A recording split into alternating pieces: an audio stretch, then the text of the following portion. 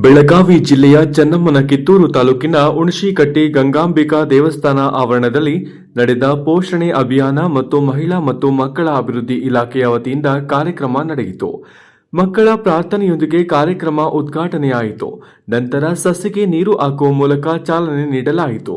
ನಂತರ ಗರ್ಭಿಣಿಯರ ಸೀಮಂತ ಕಾರ್ಯಕ್ರಮ ಮತ್ತು ಅನ್ನಪ್ರಾಶನ ಕಾರ್ಯಕ್ರಮ ಹಾಗೂ ಮಕ್ಕಳ ಹುಟ್ಟುಹಬ್ಬ ಕಾರ್ಯಕ್ರಮ, ಅಂಗನವಾಡಿ ಮಕ್ಕಳಿಂದ ಸಾಂಸ್ಕೃತಿಕ ಕಾರ್ಯಕ್ರಮ ನಡೆಸಲಾಯಿತು. ಈ ಕಾರ್ಯಕ್ರಮವು ಎಸಿಡಿಪಿಒ ಶ್ರೀಮತಿ ಶ್ರೀದೇವಿ ಕುಂಟೋಜಿ, ಅಂಗನವಾಡಿ ಮೇಲ್ವಿಚಾರಕಿ ಚೆನ್ನಮ್ಮ ನಾಯಕ್ ಹಾಗೂ ಉಣಶಿಕಟ್ಟಿ ಗ್ರಾಮ ಪಂಚಾಯಿತಿ ಉಪಾಧ್ಯಕ್ಷರು ಮತ್ತು ಸದಸ್ಯರು ಉಪಸ್ಥಿತರಿದ್ದರು ಮತ್ತು ಪ್ರಾಥಮಿಕ ಆರೋಗ್ಯ ಇಲಾಖೆಯವರು ಉಪಸ್ಥಿತರಿದ್ದರು. ಅಂಗನವಾಡಿ ಕಾರ್ಯಕರ್ತೆಯರಾದ ಲಕ್ಷ್ಮೀ ಬಂಡಗಿ, ವಿಜಯ ಸಿದ್ದನವರ, ಸುನಂದಾ ರೇವಡಿ, ಸದೆವ್ವ ತಳವಾರ, ಜಬೀನಾ ವಕ್ಕುಂದ ಮತ್ತು ಅಂಗನವಾಡಿ ಸಹಾಯಕಿಯರು ಹಾಗೂ ಎಲ್ಲ ಆಶಾ ಕಾರ್ಯಕರ್ತೆಯರು ಮತ್ತು ಉಣಶಿಕಟ್ಟಿ ಗ್ರಾಮದ ಎಲ್ಲ ಗುರು ಹಿರಿಯರು ಹಾಗೂ ಗ್ರಾಮಸ್ಥರು ಈ ಕಾರ್ಯಕ್ರಮದಲ್ಲಿ ಉಪಸ್ಥಿತರಿದ್ದರು. ವರದಿಗರು ರುದ್ರಪ್ಪ, ಹುಬ್ಬಳ್ಳಿ.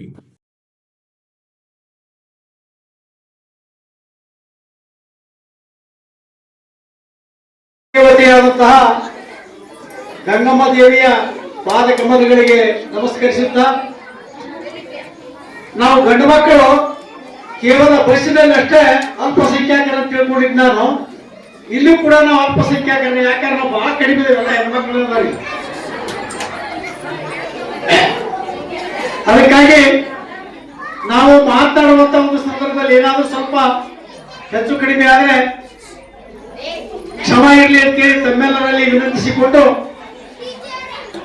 ಈ ಒಂದು ಉಣಶಿಕಟ್ಟಿ ಗ್ರಾಮದ ಗಂಗಾಮಾತೆಯ ದೇವಸ್ಥಾನದಲ್ಲಿ ಹೊಸದಾಗಿ ಅದ್ದೂರಿಯಾಗಿ ಏರ್ಪಡಿಸಿರುವಂತಹ ಈ ಅಂಗನವಾಡಿಯ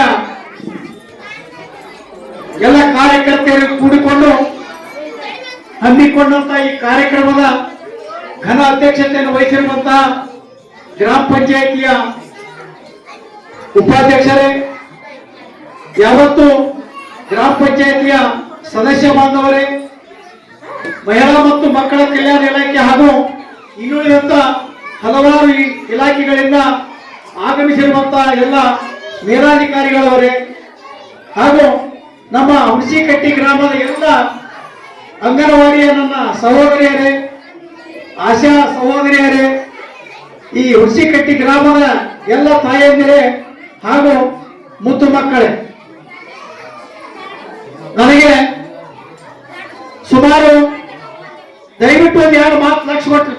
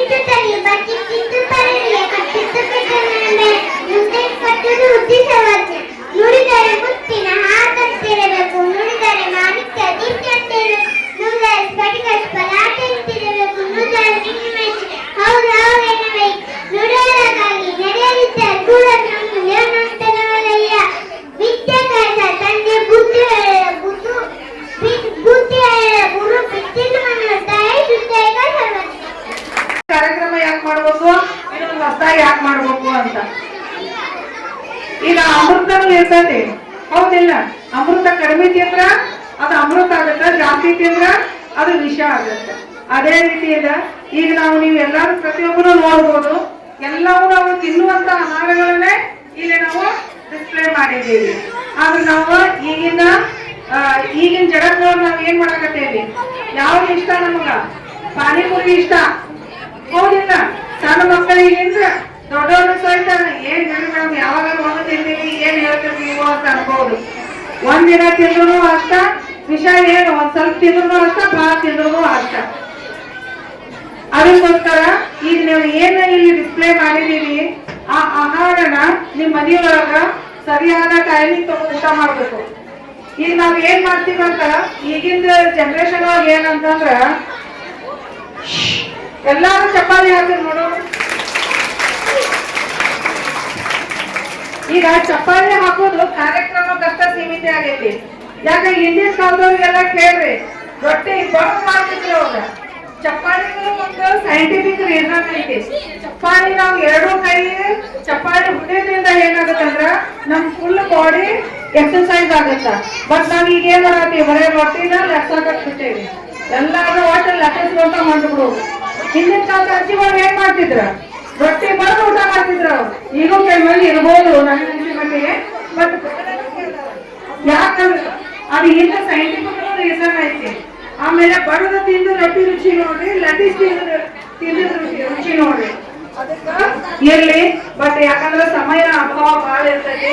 ಅದಕ್ಕೋಸ್ಕರ ಏನಾರ ಮಾಡ್ರಿ, ಒಟ್ಟ ಪೌಷ್ಟಿಕವಾದ ಆಹಾರನ ಊಟ ಮಾಡ್ರಿ ಅನ್ನೋದೊಂದ ಮೇನ್ ಇಂಪಾರ್ಟೆಂಟ್. ಆಮೇಲೆ ನಾವ್ ಈಗ ಏನ್ ಮಾಡ್ತಾ ಇದೀವಿ ಅಂತಂದ್ರ ಆದಷ್ಟು ಈಗ ರೊಟ್ಟಿ ಅನ್ನ ಸಾರು ಕಡಿಮೆ ಮಾಡೇವಿ. ಎಲ್ಲ ನಮ್ಮ ಮಕ್ಕಳಿಗೆ ಏನ್ ಮಾಡ್ತೀವಿ, ಗೋಬಿ ಮಂಚೂರಿ, ಪಾನಿಪುರಿ, ಆಮೇಲೆ ಇನ್ನೊಂದಿಷ್ಟು ಏನು ತಾಯಿಗಳು ನಾವು ಸೋಮೇರಿಗಳಾಗ್ಬಿಟ್ಟಿವಿ ಅಂತಂದ್ರ ಕುರ್ಕುರೆ. ಈಗೆಲ್ಲ ನೀವು ಯೂಟ್ಯೂಬ್ ನೋಡ್ತೀರಿ, ಎಲ್ಲ ನಾವು ನೋಡ್ತೀವಿ. ಆ ಕುರ್ಕುರೆ ತಿನ್ನೋದ್ರಿಂದ ದೊರೆಯುವಂತ ಕೆಲವು ಯೋಜನೆಗಳಿಲ್ಲ. ಆ ಯೋಜನೆಗಳು ಯಾವ ಅಂತಂದ್ರ ಮಿಷನ್ ಶಕ್ತಿ ಯೋಜನೆ. ಮಿಷನ್ ಶಕ್ತಿ ಯೋಜನೆಯನ್ನ 2021 ಮತ್ತು 2022 ಜಾರಿಗೊಳಿಸ್ತಾರ. ಇದ್ರ ಮುಖ್ಯ ಉದ್ದೇಶ ಏನಪ್ಪಾ ಅಂತಂದ್ರ ಮಹಿಳೆಯನ್ನ ಸಬಲರನ್ನಾಗಿ ಮಾಡುವುದು ಹಾಗೂ ಮಹಿಳೆಯನ್ನ ರಕ್ಷಣೆ ನೀಡುವುದು. ಮಿಷನ್ ಶಕ್ತಿ ಯೋಜನೆಯೊಳಗೆ 2 ಸಬ್ ಯೋಜನೆಗಳಿದಾವ. ಒಂದು ಸಂಬಾಲ ಮತ್ತು ಸಾಮರ್ಥ್ಯ. ಸಂಬಾಲ ಅಂತಂದ್ರ ಮಹಿಳೆಯನ್ನ ಸಂಭಾಳಿಸುವುದು.